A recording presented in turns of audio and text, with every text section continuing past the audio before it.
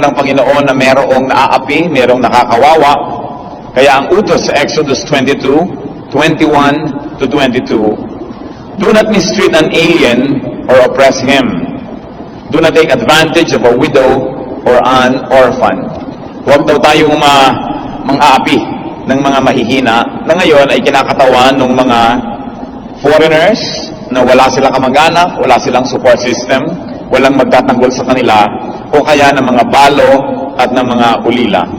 Napaka mapagmahal ng Diyos, lalong-lalo sa mga kawawa, sa mga api, at sa mga inaabuso. At ito ang ating tema ngayon, you shall not abuse your fellow man.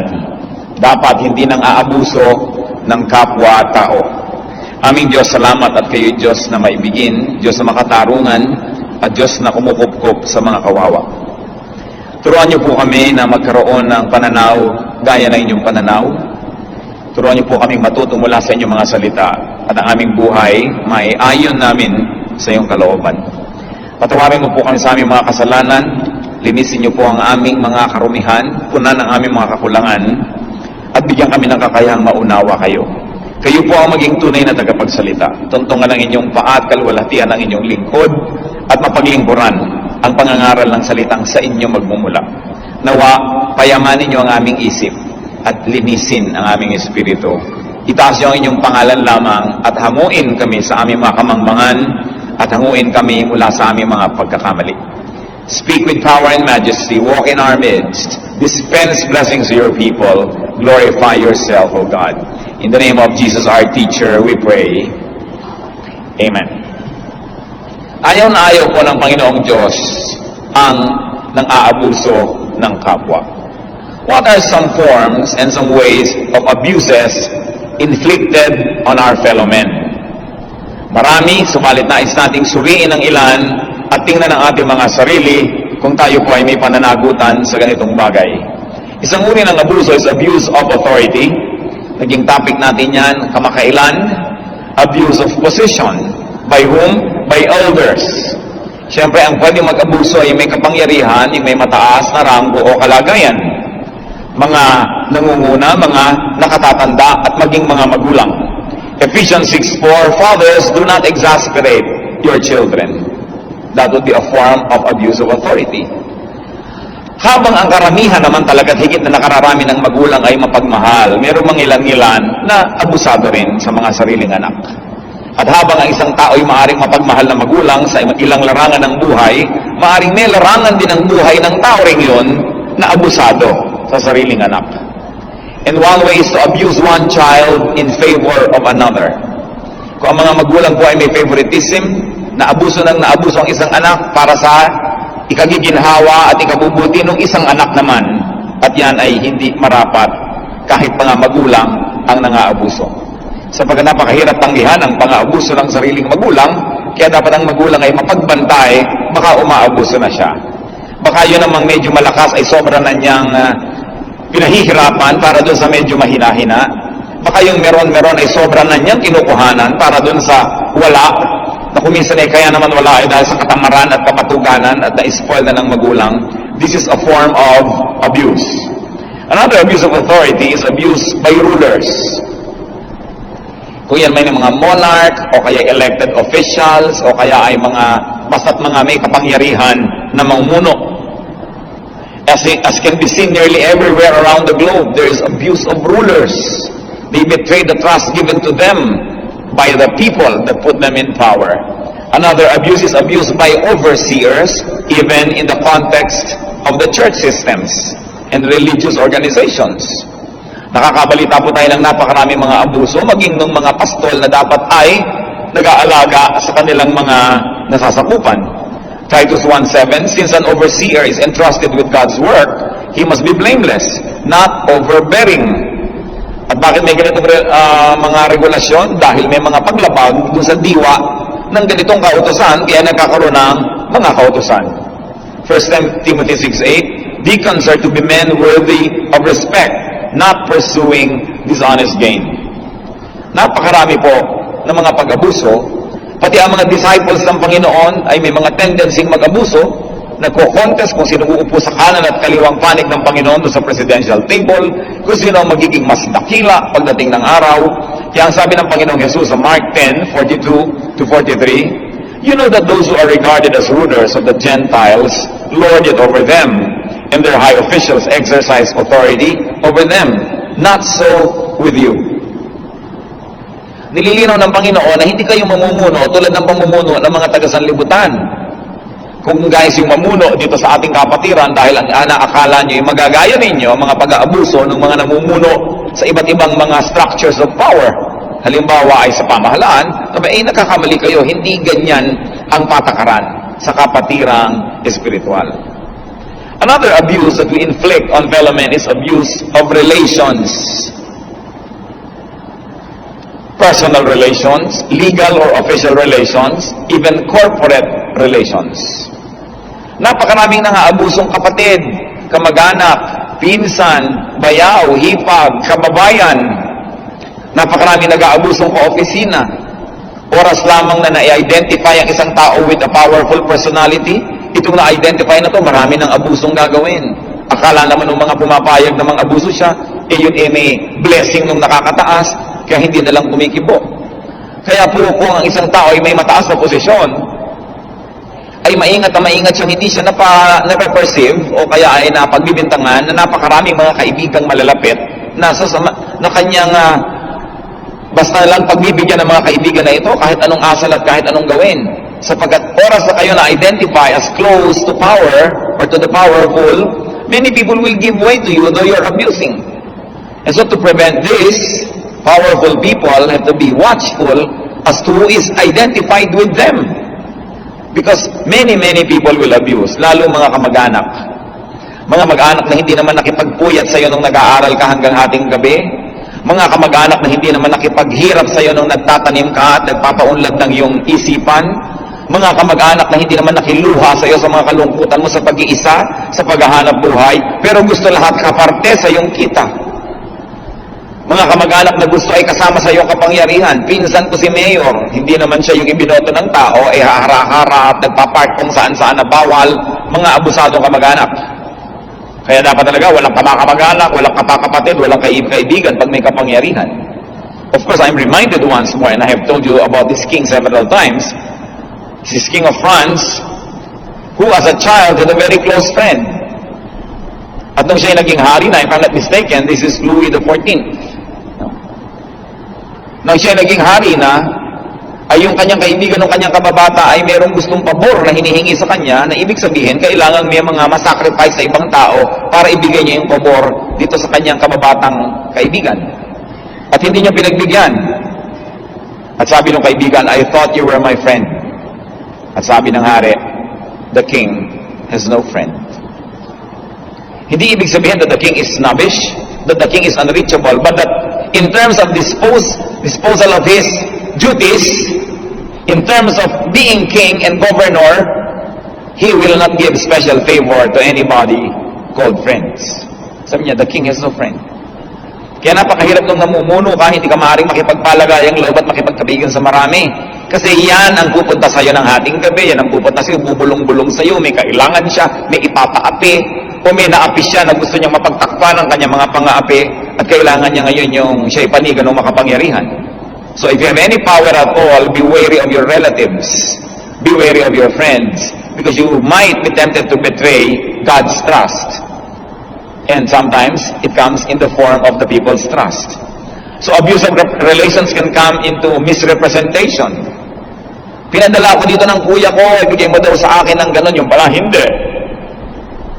We know of several secretaries of high government officials who make a lot of money by extorting money from those who need the signature of the government official. Yung government official naman, pumipirma lang dahil tama namang pirmahan na. Yung sekretarya pala, hinihingan yung mga nagpapapirma. Walang kamalay-malay yung boss dun sa loob, yung mayaman na yung sekretarya niya. Misrepresentation, misidentification, and even projection. All some people need is one photograph with a governor or a senator or a president or a mayor, at pagkalaki-laki nun, pinapakita na niya sa lahat ng tao para ipakitang malapit siya doon at para pagsamantalahanan niya ang kanyang influensya. Of course, kamag-anak ng mga abuse na yan of others is abuse of trust. Ewan ko gaano karami sa inyo mga kapatid, at huwag na kayo magtaas ng kamay, ang nagtiwala, pagkatapos yung pinagtiwalaan nyo, inabuso kayo, siguro lahat tayo magtataas ng kamay. Bakit ang mga tao, oras sa pagtiwalaan mo, ang kakasunod na gagawin, mag-aabuso? Oras sa pinagbigyan mo, ang kasunod nun, mga abuso.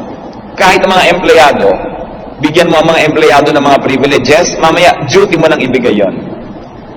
Minsan ka lang magregalo sa isa pag-birthday niya, duty mo na every birthday, ina-expect na gagawin na yon.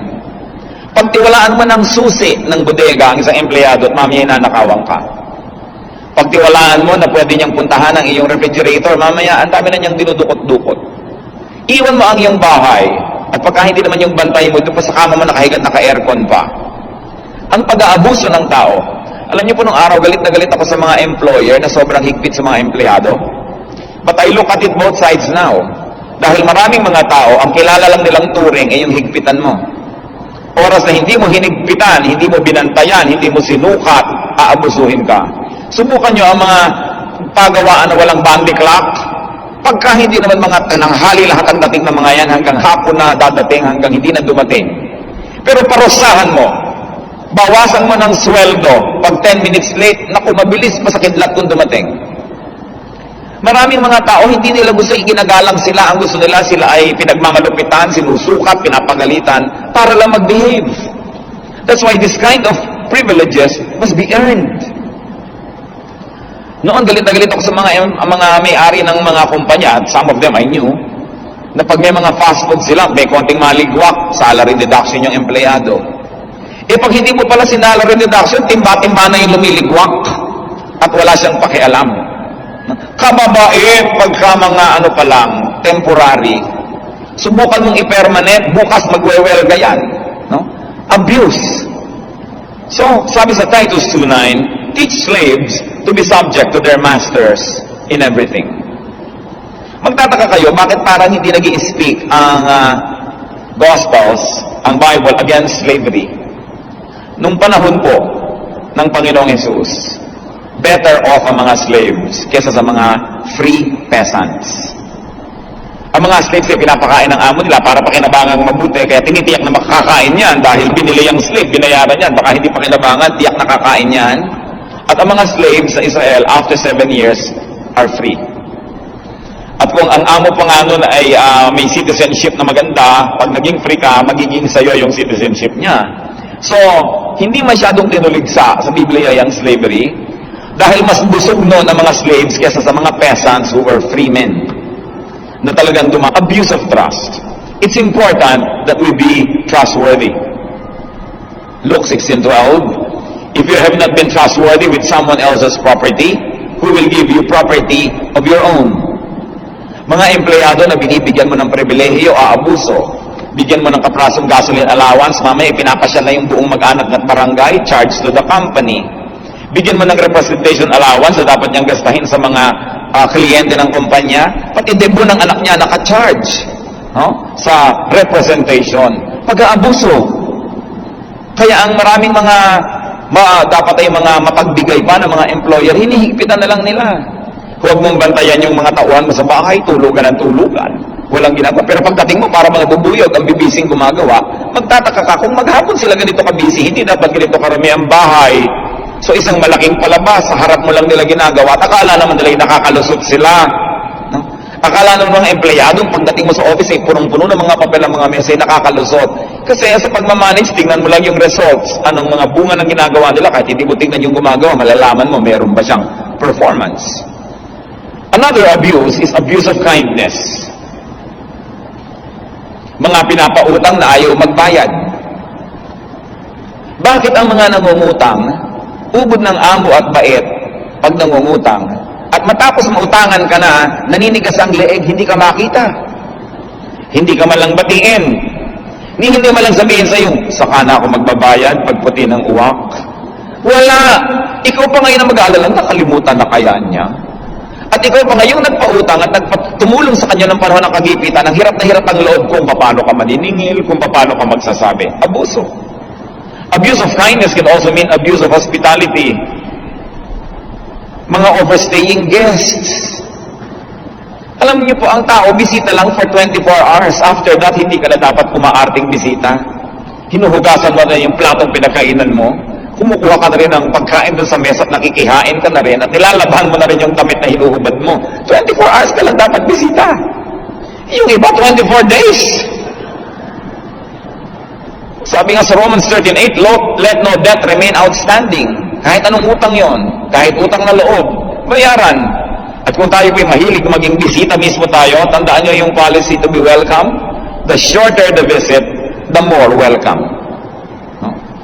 Pagka hindi ka na sinasabihan ng host mo, good morning, ting umaga, makahalata ka na magbalot-balot ka na at matagal ka na dyan. No? Pagka nakikita mo yung itlog, butas na yung gitna, kinuha na yung pulang, inabot mo puti na lang, umuwi ka na. You have overstayed. You're welcome. Ang hirap naman po sa marami mga taong abuso, minsan mo lang maging bisita, sa susunod, tungkulin mo na, nabuksan yung tahanan at bisita mo na siya all the time. Yan pong pagiging bisita, ang ticket niyan is good for one admission. Inimbita ka, pumunta ka sa bahay ng may bahay, sa susunod, mag-antay ka uli ng imbitasyon. Hindi yung kung minsan kang nakatungtong doon, pabalik-balik ka na. Ang ticket din, good for one entry only. Ang daming mga abuso. Yung mga abusado sa courtesy. Minsan ikaw ay matulungin, maawain, you extend courtesies, you extend privileges. Mamaya, duty mo na yon. At mamaya yung courtesy ibinibigay mo kay Juan, pipilitin na rin yung ibigay mo kay Pedro, na pinsan niya, na kamag-anak niya. Humaba na ng humaba ang listahan ng iyong mga pinagbibigyan. Kaya napakahalaga po, duty natin sa Diyos at sa ating kapwa, huwag umabuso. Una, it's unkind, it's unjust, it's unfair. Number two, marami tuloy tao dapat higit na mabait kaysa sa arte nila ngayon, pero sa takot na maabuso, nagsusungit-sungitan na, nagtatapang-tapangan na dahil baka abusuhin mo. Napakaraming tao yung handang magbukas ng tahanan pakainin ka minsan, tulungan ka, pero sa takot na baka hindi ka na tumigil ka o ulit, kaya ayaw ka mang pagbigyan kahit man lang minsan. Kung natututo po tayong huwag abusado, we will encourage so many other people around us to be kinder and nicer and less worried that they might be abused, less protective of themselves, less defensive. Of course, another abuse is abuse of other people's weakness. Bakit ganun?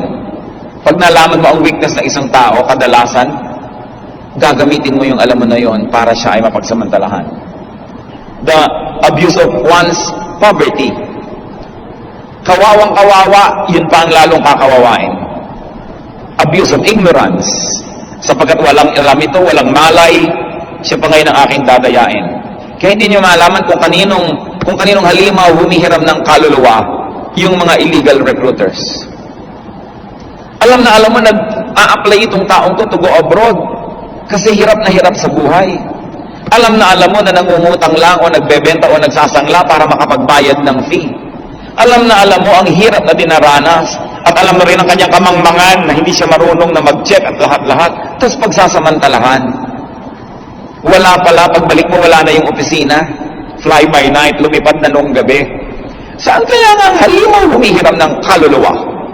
Ang ganitong mga tao. Na alam mong hirap na hirap ang iyong kapwa, pagsasamantalahan mo pa, lalo mo pang pahihirapan sa buhay. Katulad halimbawa ng mga nai-snatchan ka na natukutan ng 100 pesos, na-snatchan ng pagkanipis-nipis, almost invisible na kwintas. Yung kapwa mo mahirap, yung kapwa mo isang kahit isang tukae, nanakawan mo pa, alam na alam mo yung kalagayan niya at kalagayan niyo pareho. Saan ka kailangan kumuha ng ganong katigas na puso? Yung pagsasamantala sa mga nangangailangan. Kaya yung mga nagsasabing mga asawa na bibili ako ng mga jewelry, daddy, investment din ito in times of need. Walang nakapagbenta ng alahas sa magandang presyo pag nangangailangan. Halos ipamigay mo na yan. Bakit? Dahil alam nung tao, nagbebenta ka, needy ka. So bakit ka bibigyan ng magandang presyo? Pabababain ang pabababain. At yung suot mo, idagdag mo na. Hubad ka pa ngayon kung yung itong ipin mo pwedeng makuha, isama mo na rin dito sa platito. Tapos ang mura-mura, because you are needy. Hindi totoo yung investment na yan. Ako magalit ng mga magagalit na misis. Totoo yan, hindi yan investment. No? Sabihin na lang na parang gumanda ako ng gumanda dati, nang lalo mo ako ngangaan, okay na yun. Di ba? Para sa yung ikasisiya pag nakatingin ka sa akin, itambak mo itong mga ginto sa aking leeg. Yun pa. Pero ibig sabihin investment, alam nyo hindi totoo yun. No? At isanglan nyo man yan, napakahilit ang pagkakasanglang makukuha nyo. Hindi kayo makakabawi ng inyong puhunan. Dahil pagsasamantalahan ng iba ang inyong pangangailangan. Yung pag-exploit natin sa weakness in terms of position of people, pag mas mababa sila kaysa sa atin, kaya may tinatawag na mga sexual harassment. Hindi makakatanggi ang sekretarya ito dahil may pinapaaral na anak. So halika, kumalong ka sa akin habang nagdi-dictation tayo. May dictation nga pala ako sa iyo mamayang gabi, pumunta ka sa akin. Yung ganyan. Lalong-lalo po yung position, yung mga katulong natin sa bahay, halos hostage mo yan eh. Napaka-vulnerable nila sa pagsasamantala ng kapwa. Kaya kahabag-habag ang napakarami nating mga kababayan, karning pwedeng mabayaran ng kaprasong barya. Kaya yung pagsasamantala, galit na galit ang Diyos dyan. Kung tayo po ay may kapangyarihan over people, especially if they are poor or ignorant or ill or needy, ang kapangyarihan natin ay ibinibigay ng Diyos para sila'y kalingain at hindi para sila pagsamantalahan. Deuteronomy 24:14, do not take advantage of a hard man who is poor and needy. Poor na nga, needy na nga eh. Dadagdag ka pa sa sisip-sip ng kanyang dugo. Another abuse, of course, of others is abuse of emotion. Diyan magaling yung iba. Exploiting another person's positive or negative emotions. Kung sobrang masaya, pwedeng madilihensyahan to, masaya. Kung galit naman, pwede mong lalong galitin at ipabaril mo yung nakakainisan mo, mamamanipulate mo ang kanyang galit. So manipulation is a form of abuse of emotion.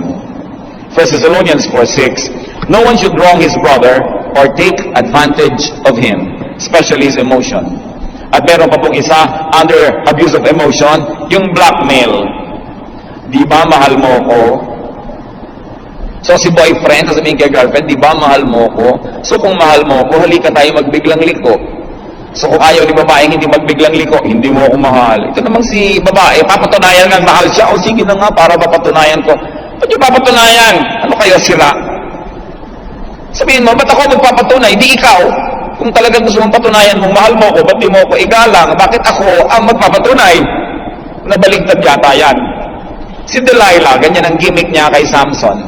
Alam niyo si Samson, binigyan ng Diyos sa kapangyarihan na symbolized by his hair, which should not be cut.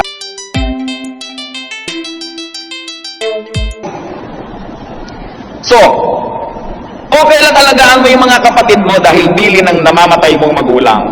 Alagaan mo si Junior. Pero my goodness naman, 30 years later, sanga-sanga na ang bigote ni Junior. Nakasandal pa rin kay Kuya. Yan ang abuso. Nung paslit ka, sige, itinumpa sa magulang na alagaan ka. Pero ito ba naman ang sedula mo, itampak-tampak na? Junior ka pa rin. Kaya abuso. Psychological abuse ito. At yung may masakit sa puso. May sakit ako sa puso, masama ako magtampo. Lahat na ngayon ang hingin, ibibigay mo. Yan ang puso ko, tumitibok-tibok na. Mga marang na pagsasamantalahan ng kahit sino na lang ang gustong magsamantala sa atin. Sapagkat tayo yung mga walang kibo. Kunwari. Pero pag talikod naman, daldalang kayo ngayon lahat. No? Pambihira naman yan. Wala namang kwenta yung gusto niya mangyari. Pag dumating ulit, yes sir, opo, good morning. Tapos kwentuhan na naman kayo. Inis na inis ka sa tiya mo na umaabuso. Opo, tiya. Pag talikod, pambihira naman si tiya. Ganun na naman kayo. So, magre-reklamo rin lang kayo. Sabihin niyo sa harap niya. You know, water follows the path of least resistance. So, you must resist what you don't want.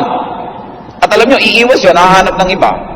Subukan niyo lang. Merong gusto mag-utos. Ang dami niyong uutusan. Manimakot kayong tikas-tikas ang mukha niyo para sangkalan. Pag tinignan yung mukha niyo, sa iba iuutos yun. Resist. At lalong-lalo, resist evil. Sobra kasi tayo the silent majority is misrepresented and abused by the noisy minority. Even in our country. No? Yung laging maingay, akala mo siya ang tinik ng bayan. Kasi marami naiinis o natutuwa, sinasarili lang, hindi kumikibo. Kaya dapat din in the interest of truth, marunong tayong kumibo. What are the tools of abuse usually? Nakamag-anak na ng mga napag-usapan natin. Of course, yung pinakahilaw at pinakamarahas, physical power. It's a tool of abuse. Malakas ka, kayang-kaya mong suntukin ang lahat, maabuso mo. Words are tools of abuse. Proverbs 12:18, reckless words pierce like a sword. Yung po mga bata na inabuso ng mga hindi magagandang mga salita habang maliit sila, hirap na maging buo ang pagkatao hanggang sa sila'y tumanda. Yung napagsabihan, hindi ka maganda, pangit ka, hindi ka marunong, bobo ka, maitim ka, lahat-lahat. Habang panahon, nagsisikap silang patunayan na sila ay kaibig-ibig, na sila ay maayos, at sila ay maganda.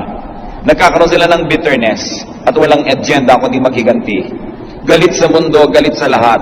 Kaya yung mga pinalaki sa ganyang mga masasamang mga pananalita, kadalasan yan din ang mga pinakamahirap makasama sa buhay. Kasi napakalalim ng sugat na ibinibigay ng salita. Nasalamat na lang na maaaring pagalingin ng dugo ni Kristo. Na sa Panginoong Hesus ay maaari nating i-charge yung mga nakaraan natin at huwag na tayong magreklamo at magdrama patungkol doon dahil pwede tayong magkaroon ng bagong buhay, bagong puso, bagong pananaw. Salamat na lang.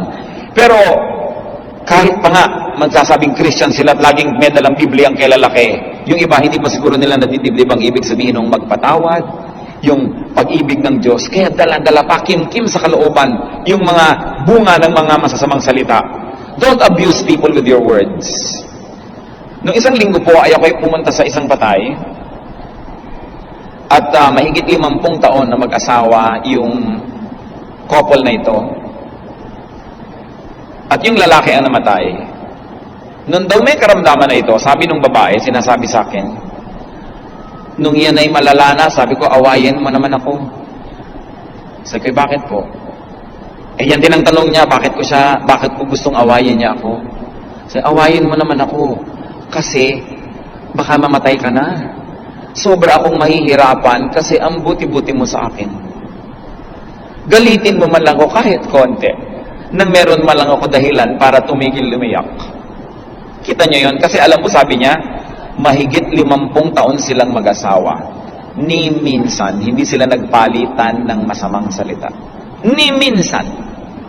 Sabi niya, paano ko ngayon ipagluluksayan?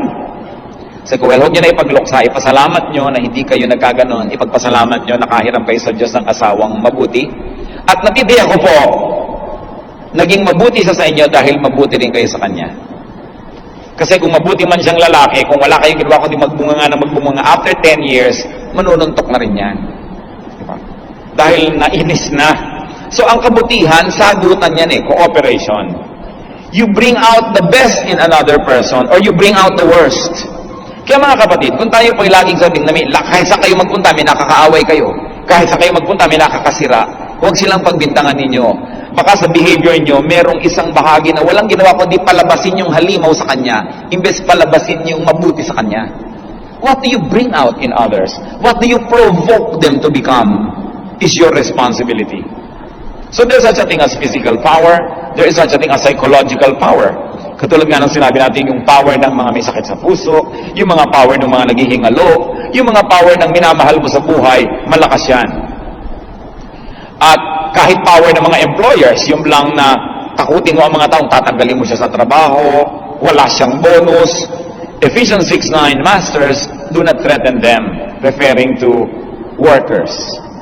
Kasi yan ay isang uri ng paggamit ng psychological power to abuse. Of course, we have already said manipulation as a tool of abuse. Romans 16:18, by smooth talk and flattery, they deceive the minds of naive people. So dapat hindi ka manipulative. Kung binigyan ka ng Panginoon ng maganda't mabulaklak at matamis na dila, gamitin mo para sa katotohanan, sa kabutihan, sa kagandahan, hindi upang magmaniobra ng mga tao. Another, of course, is coercion. Through coercion, the use of raw power or authority, which we have already mentioned, but there are many forms of coercion we can abuse. Sabi ng Leviticus 25:14, do not take advantage of each other. Power is for nurturing others, not for taking advantage of them. So sino po kaya? Could any one of us be guilty of abusing another person? Mga magulang, baka may inaabuso kayong anak, para sa kapakanan ng ibang anak, lalo nung paborito ninyo. Mag-isip-isip tayo. Mga anak, kumisan inaabuso nyo ang inyong magulang ng relasyon, ng emosyon.